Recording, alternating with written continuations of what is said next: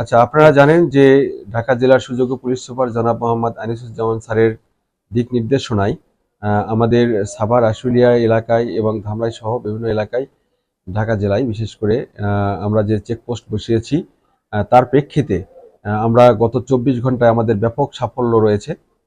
এর মধ্যে থেকে আমরা ৩ জন ছিনতাইকারীকে গ্রেপ্তার করতে সক্ষম হয়েছি এবং তাদের কাছ থেকে ২টি গিয়ার চাকু আছে, যার একটা ১০ ইঞ্চি এবং একটি ৮ ইঞ্চি। তো তাদেরকে অস্ত্র আইনে চালান করা হয়েছে। এর পাশাপাশি আমরা মহাসড়কে চেকপোস্ট বসিয়ে ৪,০০০ পিস ইয়াবা উদ্ধার করি এবং সাথে একজন আসামি সুমন তাকেও গ্রেপ্তার করতে সক্ষম হই এবং এর পাশাপাশি আমিনবাজার থেকে ২ কেজি ৭০০ গ্রাম গাঁজা উদ্ধার করি এবং ২ জন আসামিকে গ্রেপ্তার করতে সক্ষম হই।